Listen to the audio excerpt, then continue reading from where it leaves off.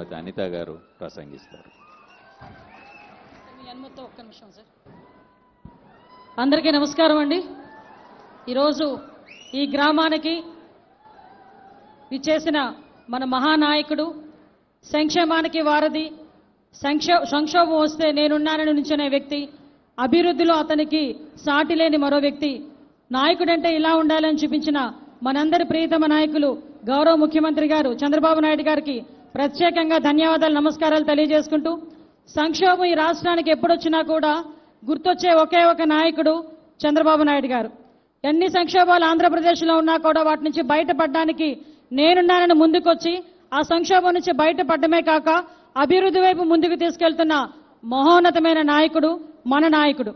మన చంద్రబాబు నాయుడు గారిని మన నాయకుడు అనే కన్నా ఈ ఆంధ్రప్రదేశ్ రాష్ట్రానికి నావికుడు అంటే కనుక ఇంకా బాగుంటుందని నేను అనుకుంటున్నా. దానికి మీరందరూ కూడా సహకరిస్తున్నందుకు ప్రత్యేకంగా ధన్యవాదాలు.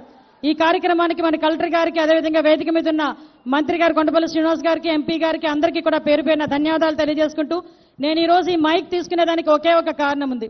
ప్రతిసారి కూడా అందుకే నేను స్పెషల్గా పర్మిషన్ తీసుకొని ఈ మైక్ తీసుకున్నా.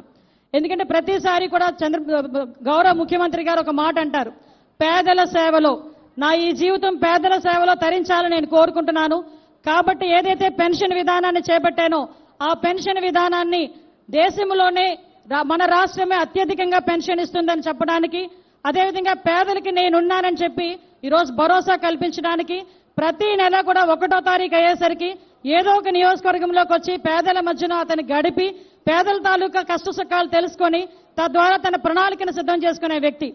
ఇదే వ్యక్తిని ఇదే రోజు కరెక్ట్గా 22 సంవత్సరాల క్రితం తిరుపతి అలిపిరి గేటు దగ్గర ఇదే వ్యక్తిని ఆ రోజు 22 క్లైమోర్ మైన్స్ పెట్టి పేల్చి చంపడానికని ప్రయత్నించిన దుండగులు ఒకవైపు అయితే, ఆ రోజు ఆ వెంకన్న స్వామి ఏ దృష్టితో ఈ మహానుభావుడిని బతికి మన దగ్గర పంపించారో తెలియదు, కానీ ఈ రోజు మనందరికీ కూడా అర్థమవుతుంది ఆ విషయం.